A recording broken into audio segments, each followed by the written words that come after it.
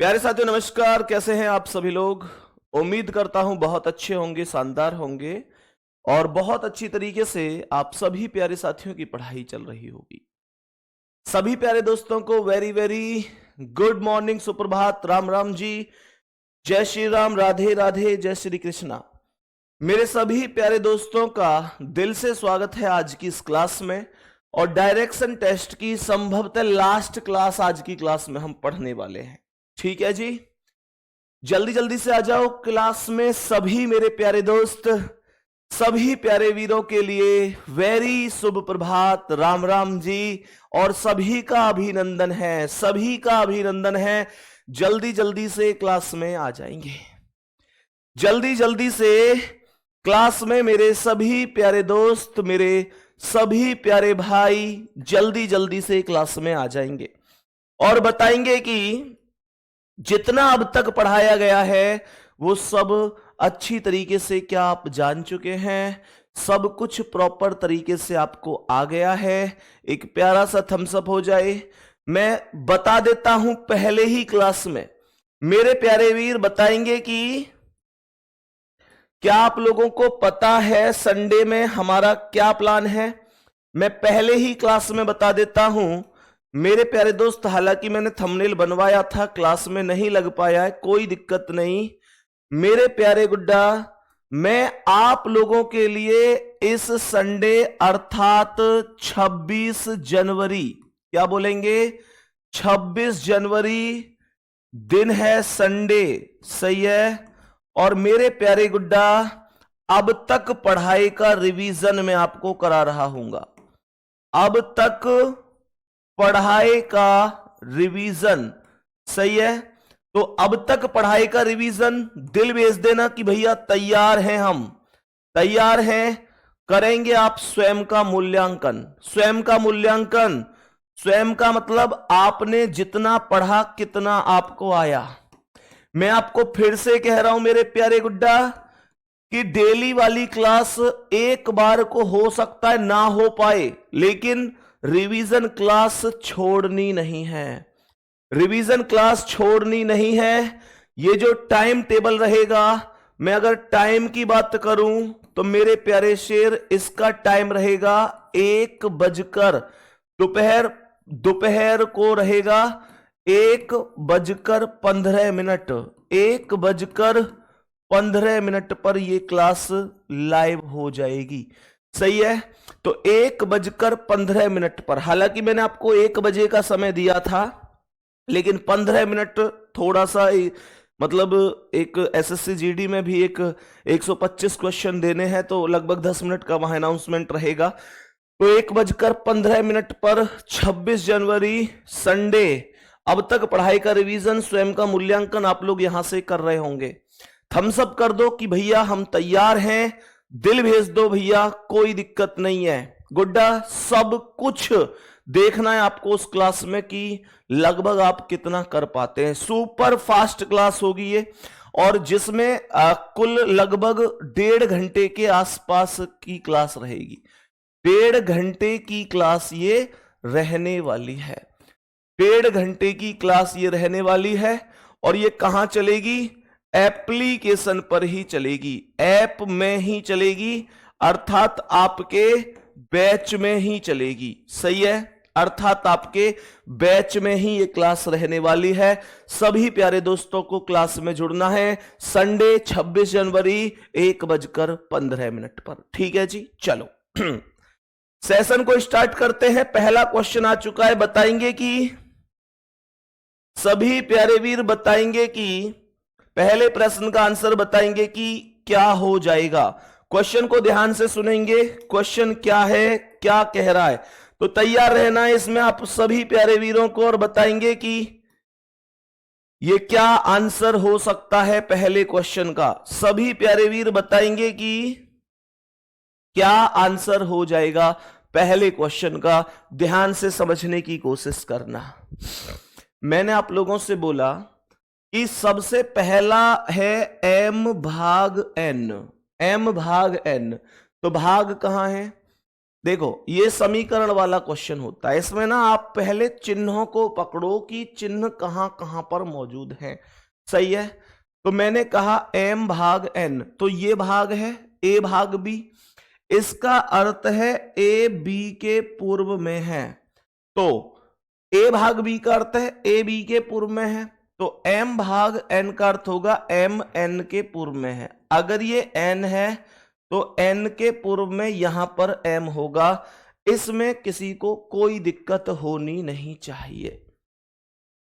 फिर आगे सवाल कह रहा है n प्लस o, तो प्लस कहां है, a प्लस b का अर्थ है a b के उत्तर में है।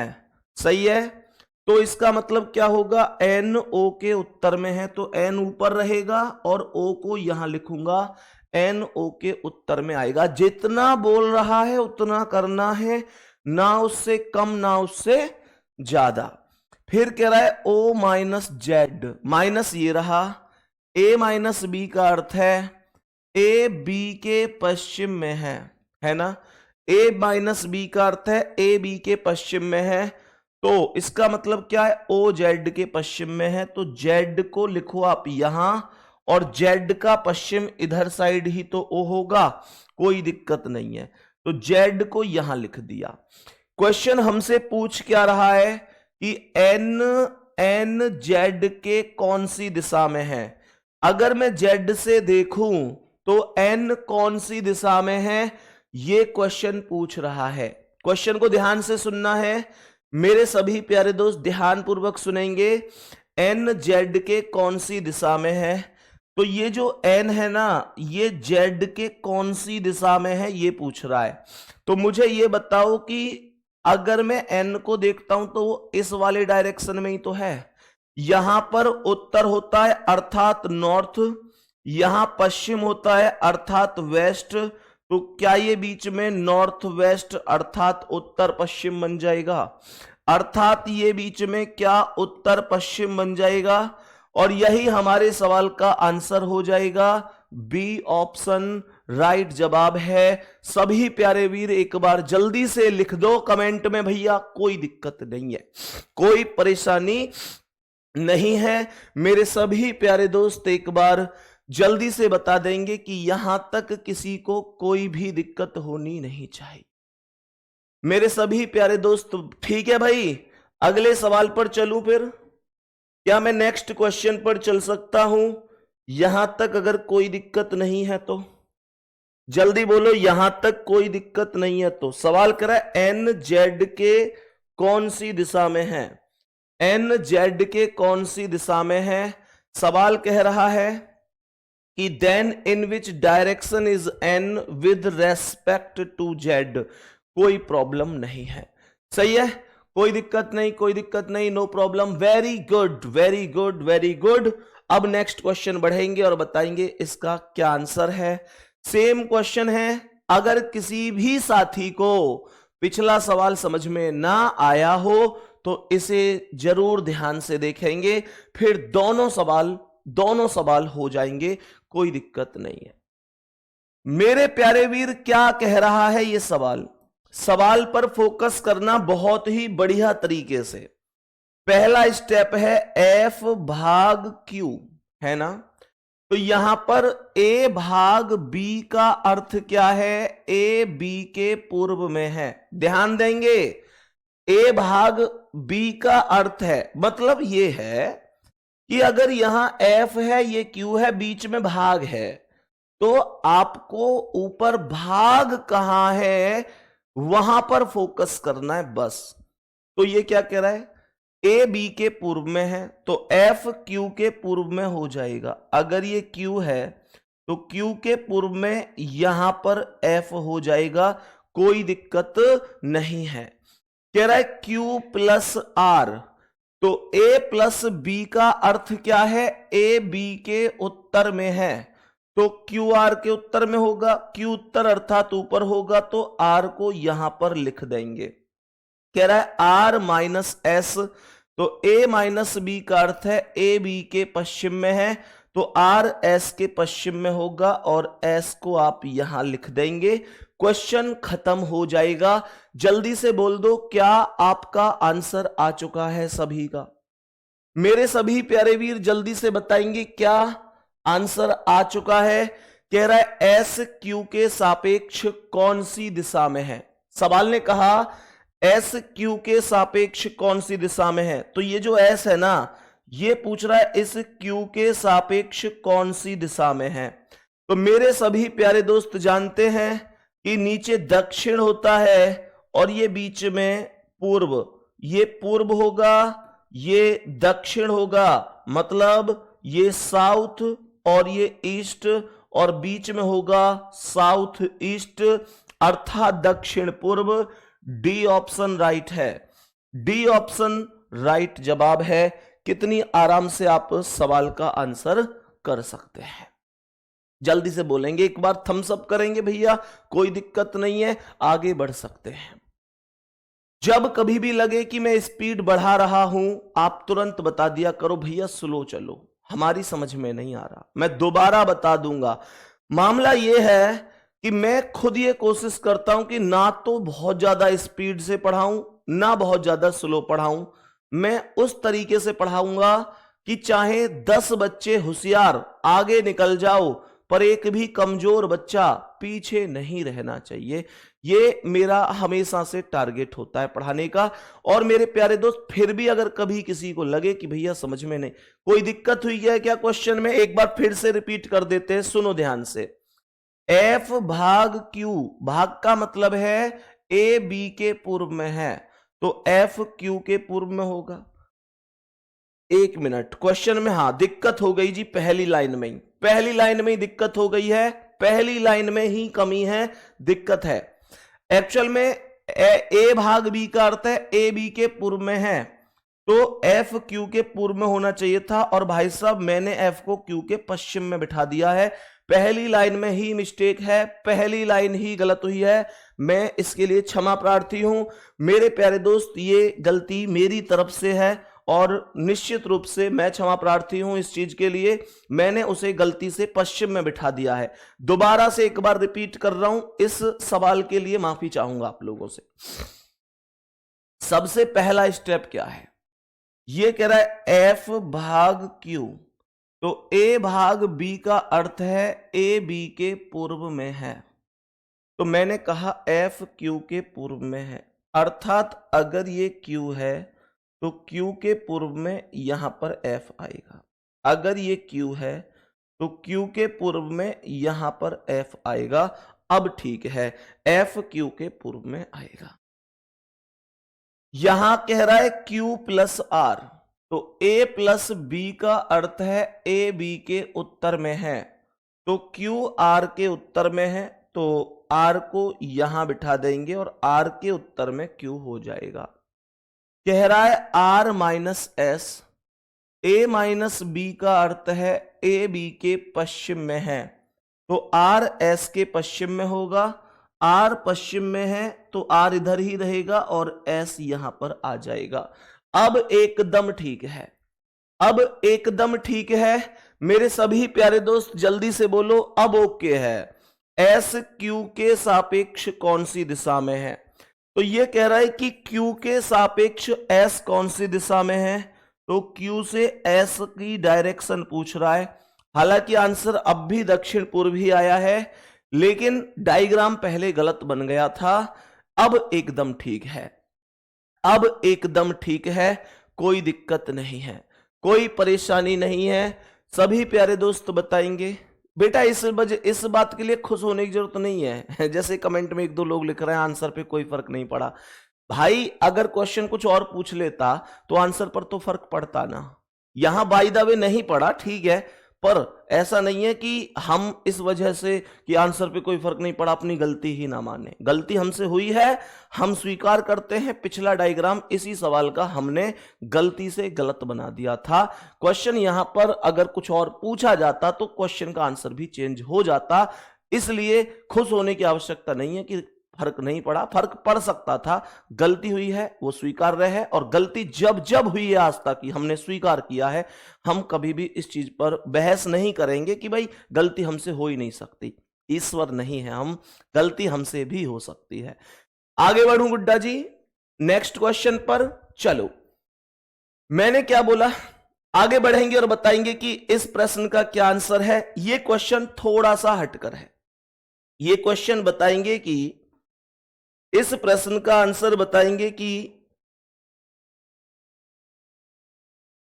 सभी प्यारे दोस्त बताएंगे कि इस प्रश्न का क्या आंसर होगा। यह प्रश्न थोड़ा सा हटकर है। हटकर कैसे है, इस प्रश्न को ध्यान से पहले पढ़ लो कि यह प्रश्न क्या कहना चाहता है, बहुत आराम से समझेंगे सवाल को, है ना मेरे प्यारे गुड्डा। ये प्रश्न क्या है, प्रश्न में क्या बोला है सुनो, ध्यान से सुनना। इसने ऐसे करके ना बहुत सारी चीजें दे दी कि a@b का अर्थ है a b के 10 मीटर पश्चिम में है। a@ means a is 10 metre west of b। a hash b का अर्थ है a b के 20 मीटर उत्तर में है। a hash b means a is 20 metre north of b। $b का अर्थ है a b के 10 मीटर पूर्व में है। $b means a is 10 metre east of b। Copyright B का अर्थ है ए बी के 30 मीटर दक्षिण में है। A is 30 metre south of B. फिर ये कह रहा है निम्न में से कौन सा कथन दिए गए व्यंजक के लिए सही है, then which of the following statement is correct for the given expression.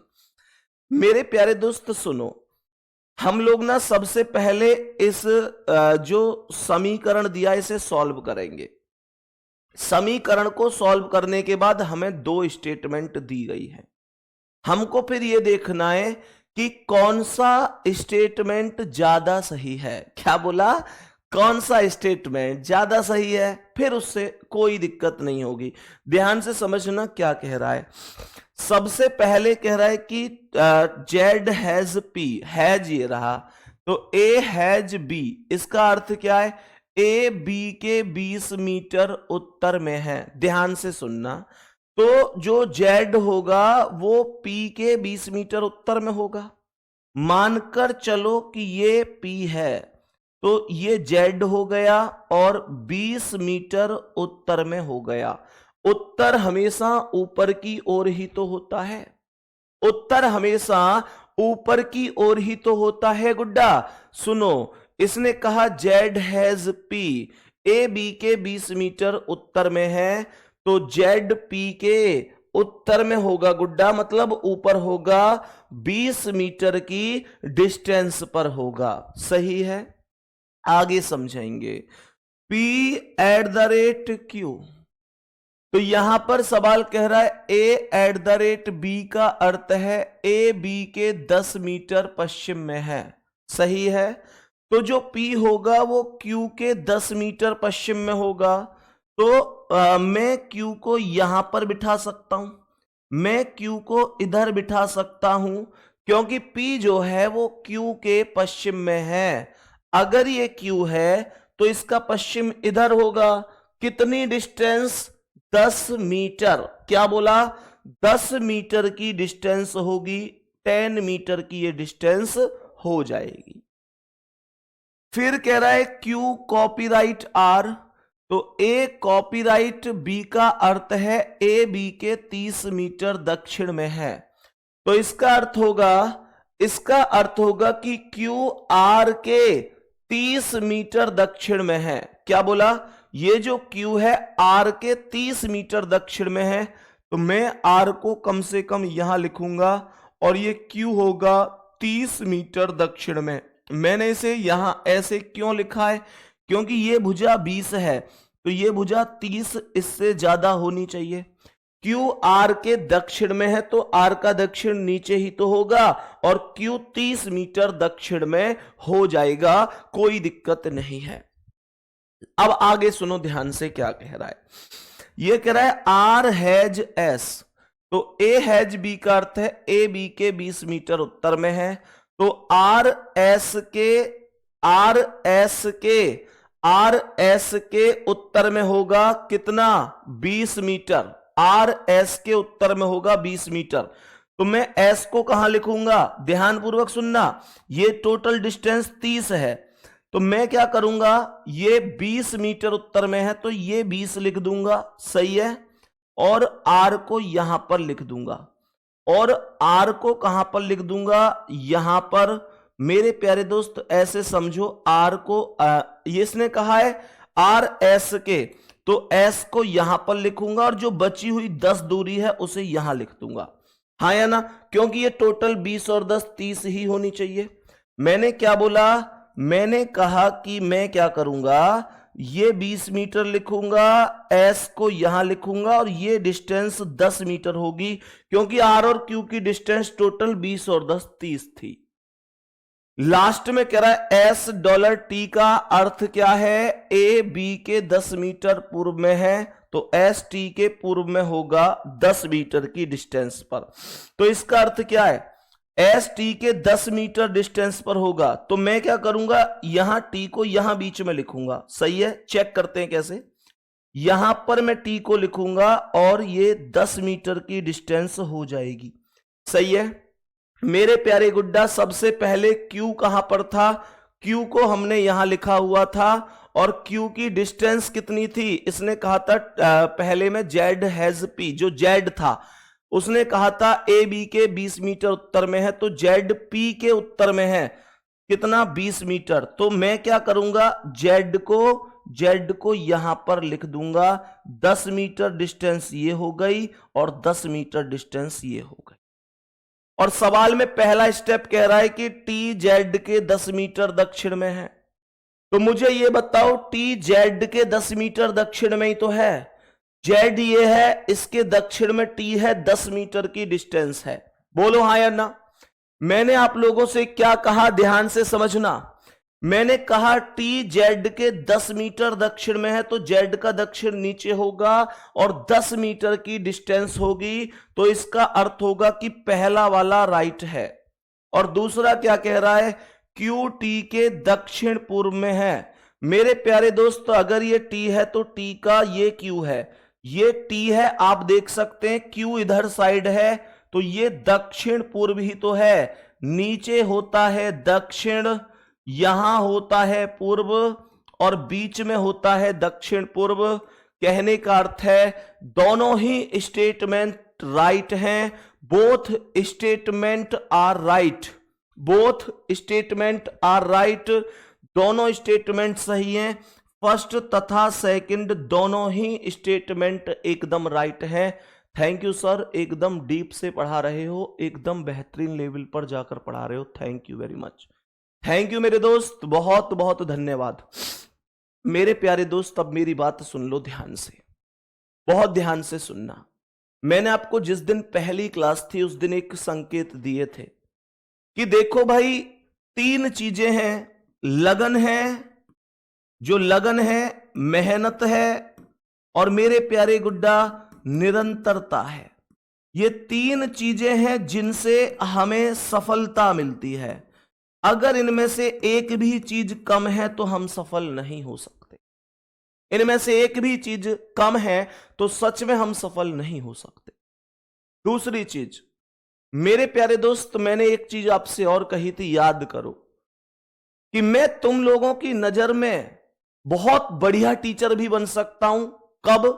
क्योंकि मुझे पता है स्टूडेंट कमजोर होता है तो उसे क्या अच्छा लगता है, उसे अच्छा लगता है कि टीचर जो भी पढ़ाए एक बार में उसकी समझ में आ जाए। मेरी बात बहुत गौर से सुनना, मैं थोड़ा सा कड़वा बोलूंगा पर सच बोलूंगा। स्टूडेंट को लगता है कि टीचर जो कुछ भी बोर्ड पर पढ़ाए, भाई टीचर कौन अच्छा है? टीचर वो अच्छा है जो बोर्ड पर जो कुछ भी पढ़ा दे वो स्टूडेंट को एक बार में समझ में आ जाए, तो टीचर अच्छा है। अब मुद्दा यह उठता है कि क्या वास्तविकता यह है कि दुनिया की हर चीज एक बार में बहुत आराम से समझ में आ सकती है?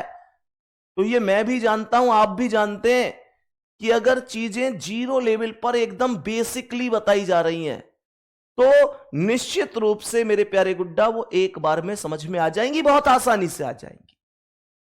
लेकिन अगर स्तर थोड़ा सा उठाया गया स्तर थोड़ा सा उठाया गया तो फिर थोड़ी सी समस्या होती है चीजों को सीखने में। हालांकि हम मेहनत करें तो सीख जाते हैं, क्योंकि मम्मी के पेट में से सीख के कोई नहीं आया इस धरती पर। मेरे प्यारे दोस्त, मैं कभी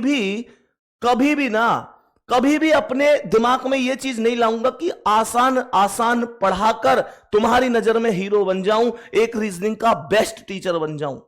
नहीं, मुझे नहीं बनना बेस्ट टीचर, मुझे हवाबाजी नहीं करनी। मैं एक लेवल पर जाकर आपको पढ़ाऊंगा, क्योंकि मेरे प्यारे दोस्त, मैं आपको वो चीज सिखाने नहीं आया जो आपको पहले से ही आती है। मैं आपको वो चीज सिखाने आया हूं जो आपको नहीं आती है। और तुम भी इस बात को कान खोलकर सुन लो कि सफलता उन कामों को करने से नहीं मिलती जिसमें हमें मजा आता है। सफलता हमेशा त्याग मांगती है, मेहनत मांगती है, और वो चीजें हमको करनी ही पड़ती हैं जिसमें हमारा मन नहीं लगता। मेरे प्यारे गुड्डा, आप जानते हो कि डायरेक्शन टेस्ट की आज 8वीं क्लास है। मजाक नहीं है, ये 8वीं क्लास है। मैं चाहता तो 8 क्लासों में 2 चैप्टर खत्म कर देता। डायरेक्शन टेस्ट को 3 से 4 क्लास में खत्म कर देता, लेकिन उसका परिणाम पता है क्या होता? परिणाम यह होता, आसान आसान क्वेश्चन आप किसी भी किताब से लगाते तो लग जाते, पेपर बिल्कुल इजी आता तो हो जाता। लेकिन अगर एक स्तर ऊपर की बात चली जाती तो आपकी समझ में नहीं आता। आज मैंने 8 क्लास तो पढ़ाई, पर मेरे अंदर का दिल यह कहता है कि मैंने अपने गुड्डा को वो लेवल सिखा दिया कि पेपर में अगर ये थोड़ी सी मेहनत करके गया तो कोई भी क्वेश्चन इसका कुछ बिगाड़ नहीं सकता। और मैं आपसे प्रॉमिस कर रहा हूं, मैं पूरे सिलेबस को एकदम डिटेल में ही पढ़ाऊंगा, 0 लेवल से शुरू करूंगा और एकदम हाई लेवल तक जाऊंगा। हमेशा मैं हर बैच में ऐसे ही करता हूं। दूसरी बात, आप अच्छी तरह से मुझसे यह प्रॉमिस करो कि भैया कंटेंट के साथ समझौता मत करना। यह मुझे अच्छी तरह से पता है कि जब मैं एक हाई लेवल पर जाता हूं तो क्लास में बच्चों की संख्या घट जाती है। मुझे पता है, मुझे भी ज्यादा व्यू देखना अच्छा लगता है, संख्या घट जाती है। मुझे लगता है कि यार इनका हाई लेवल का मन ही नहीं है। पता है क्यों? क्योंकि हाई लेवल पढ़ना, एक स्टैंडर्ड क्वेश्चन करना हर एक के बस की नहीं है। तुम मुझसे प्रॉमिस करो भैया, लेवल के साथ समझौता मत करना, हम पढ़ेंगे। 8 क्लास लगो, 9 लगो भाई, सितंबर में वैकेंसी आएंगी, टाइम है आपके पास डिटेल में पढ़ने का। मैं पढ़ाऊंगा, आपको पढ़ना है, मेहनत करनी है जुनून के साथ। फिर से एक बार और रिपीट कर रहा हूं, यह चीज नहीं है कि भैया आज संडे है तो रेस्ट कर लूं, आपको क्लास में आना होगा। फिर से रिपीट कर रहा हूं, देख लो एप्लीकेशन पर आपके ही बैच में 1.5 घंटे की क्लास लेकर आ रहा हूं 26 जनवरी को। जल्दी से बता दो क्लास में पहुंच रहे हो ना? 26 जनवरी को क्लास लेके आ रहा हूं, संडे का दिन है। हो सकता है बहुत सारे लोग सोचेंगे यार आज रेस्ट करूंगा, तुम लोग हो सकता है क्लास में ना आओ, मैं तुम पर छोड़ता हूं उसे। सिलेक्शन तुम्हें चाहिए होगा तो पढ़ लोगे, नहीं चाहिए होगा तो कोई बात नहीं है, मैं गला फाड़ता रहूंगा। कोई पढ़ जाएगा, कोई नहीं पढ़ेगा, वो मैं तुम पर छोड़ता हूं। संडे को क्लास होगी 26 जनवरी, 1:15 को क्लास स्टार्ट होगी, मतलब 1:15 बजे से टाइम होगा। 1:15 दोपहर को क्लास होगी। अब तक पढ़ाई का रिवीजन कराऊंगा, स्वयं का मूल्यांकन, क्योंकि मुझे पता है तुमको मैं जो पढ़ाता जाऊंगा ना तुम भूलते भी जाओगे, यही वास्तविकता होती है, तुम भूलते जाओगे। लेकिन मैं तुमको भूलने नहीं दूंगा, क्योंकि पहले ही दिन कह चुका हूं, एक टीचर की तरह नहीं डील करूंगा कभी, एक भाई की तरह। तुम सब मेरे प्यारे छोटे बहन भाई हैं, जो तुमने विश्वास किया है बस वो ना टूटे, भगवान से यही प्रार्थना करूंगा। संडे को तैयार रहना, जितना भी अब तक पढ़ा है उसका रिवीजन होगा। 20 क्वेश्चनों का एक बेहतरीन सा मॉक तैयार किया आप लोगों के लिए, आप स्वयं का मूल्यांकन कर पाएंगे। नेक्स्ट क्वेश्चन पर चल रहा हूं मेरे शेर, अब नेक्स्ट क्वेश्चन पर चल रहा हूं और बताएंगे आप लोग कि इस प्रश्न का क्या आंसर है। जरा ध्यान से समझना, क्या करेक्ट जवाब हो सकता है।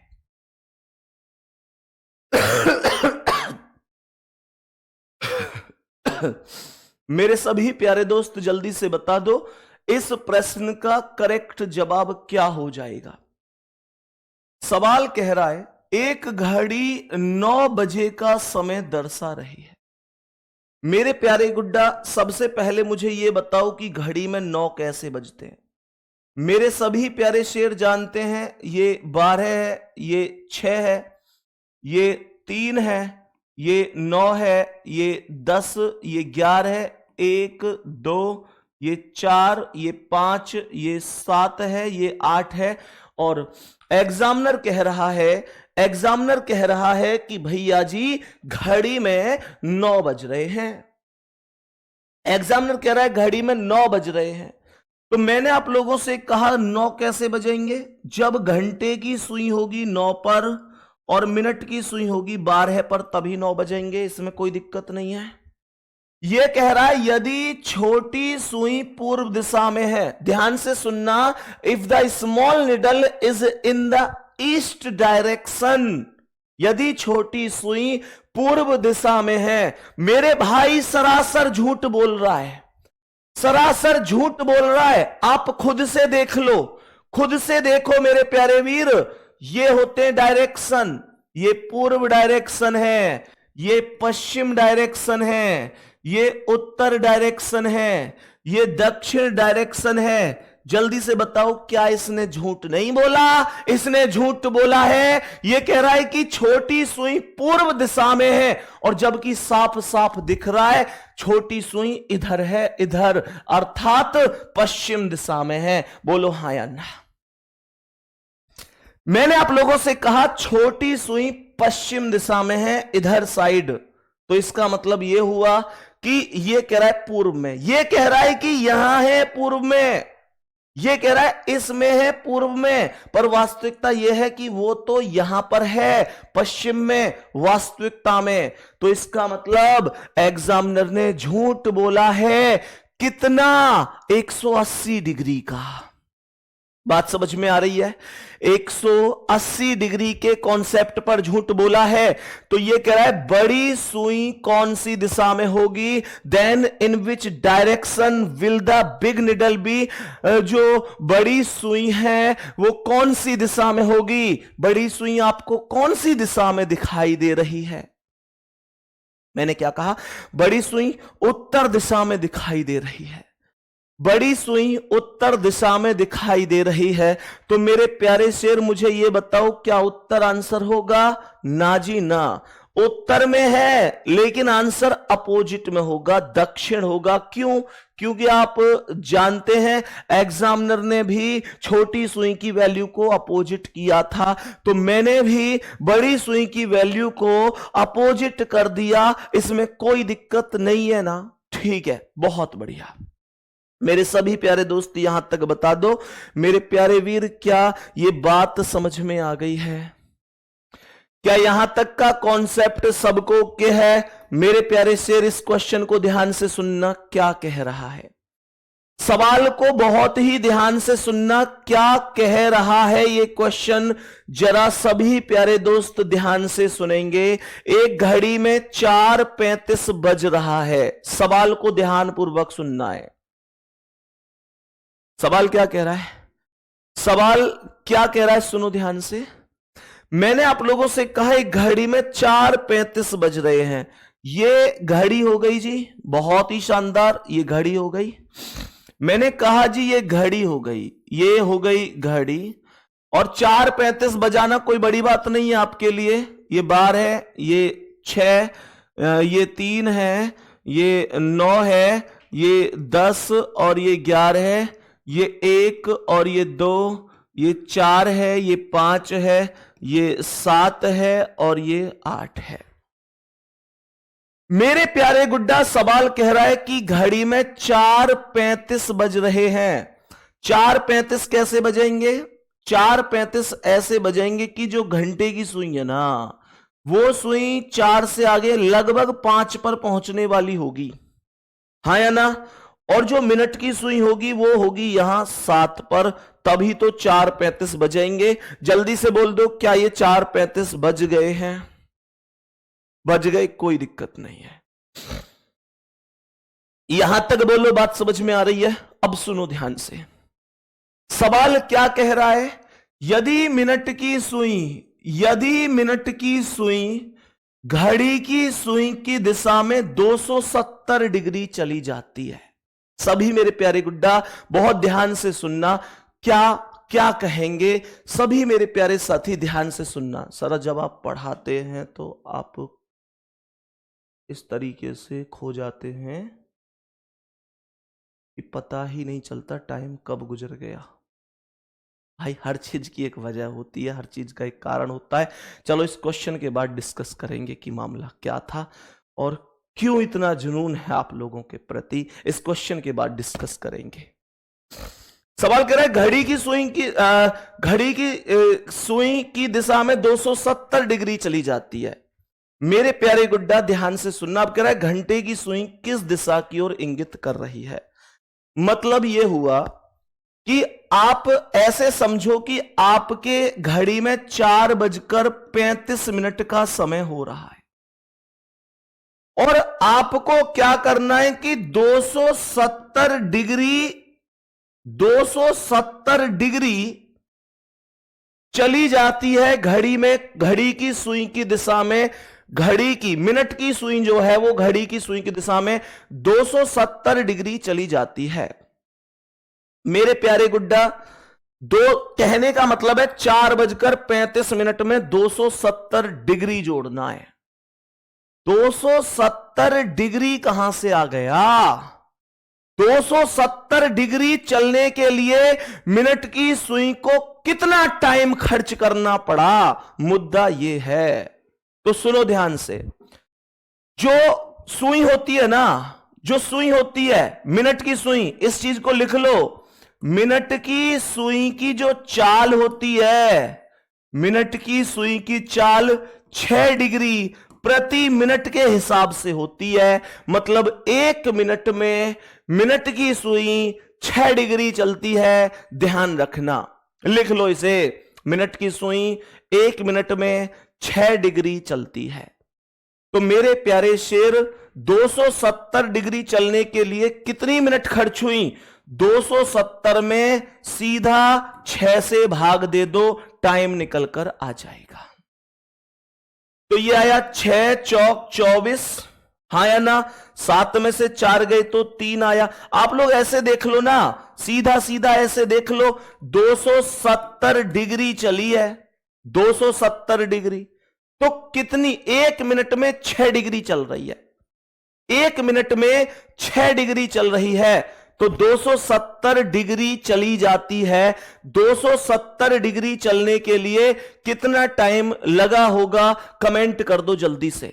270 डिग्री चलने के लिए कितना टाइम लगा होगा? सभी मेरे प्यारे दोस्त कमेंट करेंगे कि 270 डिग्री चलने में कितना टाइम लग गया होगा। सभी प्यारे दोस्त बताओ भाई जल्दी से। 270 डिग्री चलने में कितना टाइम लग गया होगा? या फिर एक काम और भी कर सकते हैं, एक काम और भी कर सकते हैं। अगर इतना ना हो, इतना हम क्लॉक में भी पढ़ सकते हैं। अगर आपको लगता है कि हम और भी जल्दी से आंसर करें तो 270 डिग्री मिनट की सुई को घुमा दो, क्या दिक्कत है? मुझे एक बात बताओ, 270 का मतलब क्या होगा? 270 डिग्री का अर्थ क्या है? सुनो ध्यान से, यही तो डायरेक्शन है, यही तो है डायरेक्शन, हाँ या ना? अब मिनट की सुई यहां पर है, बोलो बात समझ में आ रही है? मैं डायरेक्ट भी कर सकता हूं। सवाल को ध्यान से सुनना, मिनट की सुई यहां पर है, बात यह समझ में आ गई? तो मुझे एक बात बताओ, अभी घड़ी में 4:35 हो रही है, मिनट की सुई को 270 डिग्री घुमाना है, तो इसका मतलब यह हुआ कि यहां से 45, 90, 135, 180, 225, 270, तो जो मिनट की सुई है वो यहां पे तो आई, हाँ या ना? भाई यहां से 270 डिग्री घूमकर मिनट की सुई कहां पहुंच गई? यहां पहुंच गई। बात समझ में आ गई? यहां तक कोई दिक्कत नहीं है। मिनट की सुई यहां पर पहुंच गई और जब मिनट की सुई घूमकर यहां पर पहुंच गई तो मुझे एक बात बताओ, कितने बज गई है? ये सीधे सीधे 5:25 हो गए। ये सीधे सीधे 5:25 हो गए। कोई दिक्कत थोड़ी है इस बात में? ये सीधे सीधे 5:25 हो गए। तो मुझे एक बात बताओ भाई, 45 मिनट को छोड़ दो, कोई दिक्कत नहीं है। 45 मिनट निकालने की जरूरत ही नहीं है, सवाल वैसे ही आराम से सॉल्व हो रहा है। मेरे प्यारे गुड्डा, ये 5:25 हो रहे हैं। अगर यहां वैल्यू है तो मुझे बताओ मिनट की सुई की ये दिशा कौन सी है? मिनट की सुई की ये दिशा कौन सी है? अच्छा, ये तो मिनट की सुई की है और पूछ किसकी रहा? घंटे की सुई की दिशा। तो मुझे एक बात बताओ, घंटे की सुई की अगर दिशा निकालूंगा 5:25 पर, तो 5 यहीं पे ही तो बजाएंगे, तो इसका मतलब यहां से आ गया। अब अगर ये सीधी इस पर है तो दक्षिण है, थोड़ी सी इधर है तो दक्षिण पूर्व माना जाएगा। पहला ऑप्शन करेक्ट आंसर हो जाएगा, ए ऑप्शन राइट आंसर हो जाएगा। मैं उम्मीद करता हूं कि आपको यह सवाल समझ में आया होगा। नहीं आया, मैं फिर से रिपीट कर रहा हूं, परेशान नहीं होना है। फिर से सुनो, मैं एक बार सवाल को फिर से रिपीट कर रहा हूं, परेशान होने की कोई जरूरत नहीं है। मेरे सभी प्यारे दोस्त ध्यान से सुनना, परेशान होने की कोई भी आवश्यकता नहीं। बेटा ये घड़ी दे दो मुझे जल्दी से। सवाल को ध्यान से सुनना, कैसे ये सवाल आपको करना है, आओ ध्यान से मैं बताता हूं। सभी प्यारे दोस्त सवाल को समझेंगे। क्या है ये सवाल? सवाल कह रहा है एक घड़ी में 4:35 हो रहे हैं। गुड्डा मैं इसमें 4:35 बजा देता हूं। ध्यान से सुनना, सवाल समझ में ना आवे भला। देखो सुनो ध्यान से, ये है सवाल, ये है सवाल। 4:35 ये हो रहे हैं, ठीक है जी। मेरे प्यारे शेर, ये मेरे पास डायरेक्शन है, ये मेरे पास डायरेक्शन है। ध्यानपूर्वक सुनना, मुझे पता है कि 4:35 घड़ी में ऐसे बजेंगे। अब ये कह रहा है कि जो मिनट की सुई है, मिनट की सुई, फिलहाल मिनट की सुई कहां है? ये रही। देखो एक चीज ध्यान रखना, अगर मिनट की सुई करेक्ट 6 पर होती तो मैं दक्षिण बोलता, थोड़ी सी भी आगे निकलेगी तो मैं दक्षिण नहीं बोलूंगा, मैं इसे ये वाला डायरेक्शन बोलूंगा। बात समझ में आ गई? ये वाला। अब एग्जामिनर कह रहा है कि ये सुई 270 डिग्री चली जाती है। कह रहा है 270 डिग्री चली जाती है। मेरे प्यारे वीर, 270 का मतलब कैसे चलाऊंगा? ध्यान से सुनना, यहां से जब मैं इसे चलाऊंगा तो ये यहां तक आई 45 डिग्री। भाई यहां से यहीं तक तो आई 45 हो गई, 45 डिग्री का ही गैप होता है मेरे प्यारे गुड्डा। उसके बाद यहां तक आई तो 45 और आ गई, अर्थात यहां तो 90 हो गया। 90 के बाद आगे बढ़ी और यहां आई 45 डिग्री, अर्थात यहां तो 135 हो गया। 135 के बाद 45 और बढ़ी, यहां पहुंची तो यहां आ गई 225 हो गया। कितना हो गया? यहां से यहां तक 45, 90, 135, 180, ये 180 हो गया। यहां से 45 और चली तो यहां आ गई 180 में 45 जोड़ दो तो यहां आ गई 225 हो गया। 225 से 45 और चली तो यहां आ गई और ये हो गया 270। तो कहने का मतलब 270 डिग्री चलने के बाद ये स्थिति है, ये स्थिति है 270 डिग्री चलने के बाद। और सवाल कह रहा है कि बताओ घंटे की सुई कौन सी दिशा में है? 270 डिग्री चलने के बाद देख लो घंटे की सुई कहां है। मैं आपसे बार बार कह रहा हूं कि अगर सुई यहां होती सीधी, यहां सीधी नीचे, तो ये दक्षिण मानी जाएगी। अगर यहां से थोड़ी सी यहां भी है, यहां भी है, यहां भी है, यहां भी है, यहां भी है, तो ये डायरेक्शन बीच वाले डायरेक्शन माने जाते हैं। बात समझ में आ रही है? हां, मतलब 5:20 के आसपास ही भाई, 5:20 के आसपास ही ये बीच वाले डायरेक्शन हमेशा माने जाएंगे। देखो अगर ये घंटे की सुई सीधी 6 पर होती तो मैं दक्षिण बोलता, लेकिन थोड़ी सी भी इधर है ना, थोड़ी सी भी इधर है, 5:20 हो रहे हैं घड़ी में, 5:20, तो ये सुई यहां बीच में मानी जाएगी। और ये बीच का डायरेक्शन क्या होता है? ये दक्षिण होता है, ये पूर्व होता है और बीच में होता है दक्षिण पूर्व। ये रहा जी आंसर, ये रहा सवाल का आंसर। जल्दी से बोल दो अब। ढपली वाले ढपली बजा। सभी मेरे प्यारे दोस्त जल्दी से बता दो, क्या यहां तक बात समझ में आ गई है? मेरे सभी प्यारे गुड्डा जल्दी से बोल दो, क्या यहां तक चीजें एकदम समझ में आ गई हैं? सभी प्यारे साथियों को कोई दिक्कत तो नहीं है? मेरे प्यारे दोस्त, उम्मीद करता हूं कि यहां तक आपको कोई समस्या नहीं होगी। आंसर आपका आ गया होगा, दक्षिण पूर्व करेक्ट जवाब हो जाएगा। मेरे शेर, इस सवाल को ध्यान से समझना है और इस प्रश्न का आंसर, मैं कुछ क्वेश्चन है जिनको आप लोगों को दे रहा हूं, इन क्वेश्चनों का आंसर आपको करना। अच्छा, इस क्वेश्चन का आंसर बताना भाई, क्या होगा? इस क्वेश्चन का आंसर बताओ जल्दी से, क्या आंसर हो सकता है इस सवाल का? जो सवाल अभी अब बोर्ड पर है, सुनो ध्यान से, क्या कह रहा है? एक विद्युत रेलगाड़ी पूर्व दिशा में जा रही है। सवाल कह रहा है एक विद्युत रेलगाड़ी है, पूर्व दिशा में जा रही है, तो उसका धुआं कौन सी दिशा में जाएगा? सही है, उसका धुआं कौन सी दिशा में जाएगा? ध्यान से सुनेंगे। एक विद्युत रेलगाड़ी पूर्व दिशा में जा रही है, तो उसका धुआं कौन सी दिशा में जाएगा? एक विद्युत रेलगाड़ी पूर्व दिशा की ओर जा रही है, तो उसका धुआं कौन सी दिशा में जाएगा? बता सकते हो क्या सभी प्यारे दोस्त? बता सकते हैं? अब सब लोग अपना अपना लॉजिक लगाएंगे, कोई कहेगा पूर्व में, कोई कहेगा पश्चिम में, कोई कुछ कहेगा, लेकिन सुनो लेकिन सुनो, विद्युत रेलगाड़ी तो धुआं ही नहीं देती है भाई। विद्युत रेलगाड़ी तो धुआं ही नहीं देती, तो आंसर कैसे आ जाएगा? आंसर होगा कोई नहीं। ये पूरी पीडीएफ में कुछ क्वेश्चन बचे हुए हैं, आपको दूंगा। ये सभी टाइप के क्वेश्चन मैंने कराए हैं, कोई दिक्कत नहीं है। इन क्वेश्चनों का आंसर आप सभी प्यारे साथी आराम से कर सकते हैं। पूरी पीडीएफ में आपको प्रोवाइड करा दूंगा, परेशान नहीं होना है, ठीक है ना? पूरी पीडीएफ में आपको प्रोवाइड करा दूंगा, परेशान होने की जरूरत नहीं है। इतना हमारा टॉपिक था। आज 2-4 मिनट का समय बचा है, तो थोड़ी सी बातें कर लेते हैं, ध्यान से समझेंगे। अभी जैसे ना एक भाई ने, वैसे ना आप सभी प्यारे दोस्त बहुत होशियार हैं, एक बार में ही समझ जाते हैं। जैसे एक भाई की कमेंट आ रही थी, मतलब आज टाइम है तो इन बातों को कह देते हैं भाई, मतलब थोड़ी एक चीजें हैं, कभी टाइम नहीं मिलता है तो शायद ये चीजें नहीं हो पाती हैं। ये बात उस समय की है मेरे प्यारे दोस्त, ऐसे समझो कि ये उस समय की बात है। आप लोग ऐसे समझेंगे कि ये जो एसएससी जीडी का एग्जाम है, जैसे किसी एक बच्चे ने आज कमेंट की थी, कभी कभी ऐसी कमेंट देखकर वो चीजें याद आ जाती हैं। एक भाई ने कमेंट की थी अभी क्लास में कि आप जब पढ़ाते हैं तो इतना क्यों खो जाते हैं?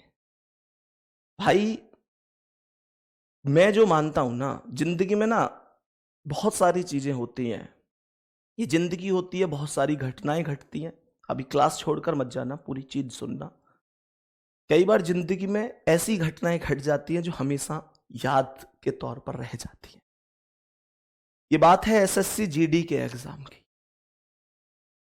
इस बार जो एसएससी जीडी का एग्जाम हुआ, उससे पहले एग्जाम की बात है। जैसे मैं अभी आपकी क्लास ले रहा हूं ना, ऐसे ही एक क्लास ले रहा था। आज मैं आपको मतलब ये बता रहा हूं कि इतना लगाव सा आपसे क्यों हो जाता है। मैं क्यों नहीं कहता कि मैं एक टीचर हूं, मैं क्यों आपके एक परिवार का हिस्सा बन जाता हूं। तो उस एसएससी जीडी की क्लास में क्या हुआ कि जब मैं क्लास ले रहा था, तो पढ़ाते पढ़ाते अचानक से मेरे मुंह पर लकवा हो गया। लकवा शब्द सुना होगा आपने, मतलब मेरा मुंह अचानक से पढ़ाते पढ़ाते टेढ़ा हो गया।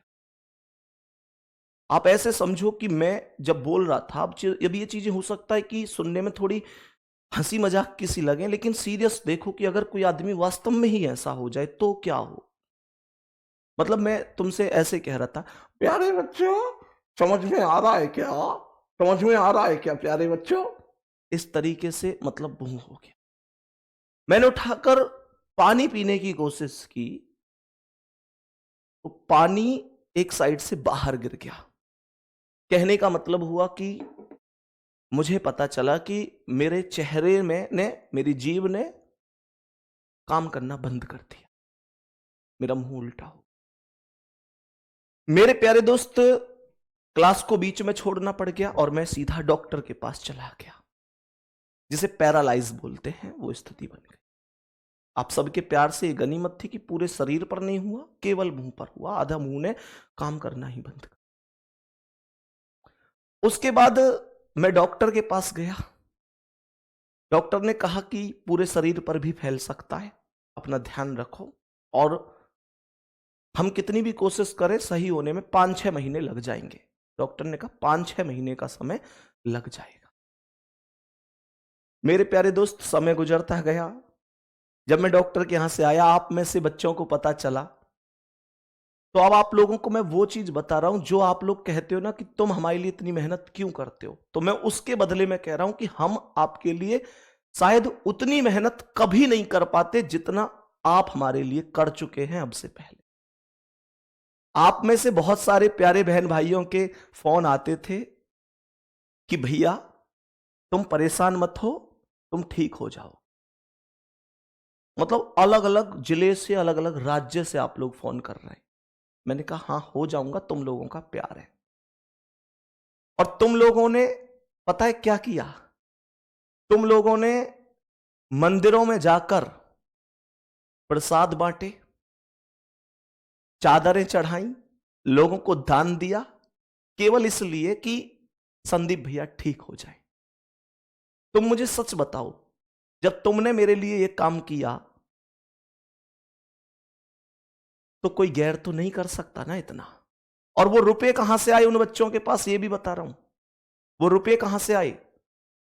कोई बच्चा कह रहा है भैया मैंने 10-10 रुपए इकट्ठे करके गुल्लक में डाले थे, मैंने मैंने आपके लिए अपनी गुल्लक फोड़ दी। मुझे पता है भाई, स्टूडेंट लाइफ में ना 10-10 रुपए, 20-20 रुपए इकट्ठा करना बहुत बड़ी बात होती। और तुम्हारे पास जब वो 10-10, 20-20 इकट्ठे होके 100, 150, 1000, 2000 रुपए हो गए, तो तुमने अपने सपनों के लिए उन्हें इकट्ठा किया होगा। लेकिन तुमने अपने सपनों की परवाह ना करते हुए उस टाइम पर उस गुल्लक को फोड़कर केवल इसलिए दान कर दिया, प्रसाद बांट दिया कि ये हमारा मास्टर ठीक हो जाए। भाई कहते हैं ताली एक हाथ से नहीं बजती, प्यार एक साइड से नहीं होता। तुम लोगों ने कितना किया है, उन भावनाओं को समझता हूं मैं। यह आसान नहीं होता कि अपने सपनों को पूरा करने के लिए 10-10 रुपए इकट्ठे करे जाएं, अपने सपने की हकीकत बनाने तक जब हम पहुंच जाएं, अचानक से किसी ऐसे व्यक्ति के लिए कोई घटना हो जाए जिसे आज तक हमने देखा नहीं, और उस व्यक्ति के नाम पर जाकर उस सब का दान कर देना बहुत बड़ी बात है। आपका वो एहसान मैं पागलों की तरह भी पढ़ाता रहूं ना, मैराथन लेता रहूं, कभी नहीं चुका पाऊंगा। और वही वजह थी कि जब मैं डॉक्टर के यहां गया, 15 दिन में ठीक हो गया था। डॉक्टर भी कुर्सी से खड़े होकर ये बोल रहे थे कि हम बहुत दिन से इस बीमारी का इलाज कर रहे हैं और आज तक 5 से 6 महीने से पहले कोई ठीक नहीं हुआ। तो मेरे शब्द बस एक थे, डॉक्टर साहब आप दवा दे रहे, और मेरे अपने बहन भाई हैं, मेरे अपने स्टूडेंट जो मेरे लिए दुआ कर रहे हैं। और दुआ दवा से कहीं ज्यादा बड़ी हो। मुझे आज भी याद है, वो दिन भूल नहीं सकता जब आपने इतना। तो मेरे प्यारे दोस्त, वो कोई और थोड़ा ही था, वो आप में से ही थे। वो आप में से ही मेरे सभी प्यारे बहन भाई थे। मैं सच में, मैं तो ये मानकर चलता हूं कि ये दूसरी जिंदगी है जो आप लोगों ने दी है। मेरे पूरे शरीर पे ही दिक्कत हो जाती तो क्या मैं आज पढ़ा पाता? और अब पढ़ाने लग गया हूं तो क्या मैं अपने इस निजी स्वार्थ के चक्कर में ही जीता रहूं कि अरे ठीक है, 4 क्लास ली, 5 ली, खत्म करूं? नहीं, जितना हो पाएगा उतना आपके लिए किया है और करूंगा, क्योंकि आपने बदले में ऑलरेडी बहुत कुछ कर रखा है, उतना कर रखा है जितना मैं कुछ भी करके कभी लौटा नहीं, कभी नहीं लौटा पाऊं। मेहनत करते रहो, बढ़िया तरीके से आगे बढ़ते रहो, शानदार तरीके से। यही वास्तविकता थी, यही मुझे नहीं पता आपसे कहनी भी चाहिए थी कि नहीं, बस मन में शब्द आए तो आपसे बोल दिया। किसी को कुछ भी गलत लगा हो माफी चाहूंगा, पर यही वास्तविकता है कि तुम लोग ऑलरेडी इतना हमारे लिए कर चुके हो कि हम कुछ भी करें का कर्ज नहीं। दिल से थैंक यू आप सभी प्यारे साथियों के लिए। ऐसे ही मेहनत करते रहो। ठीक है, ऑल द बेस्ट, धन्यवाद, नमस्कार।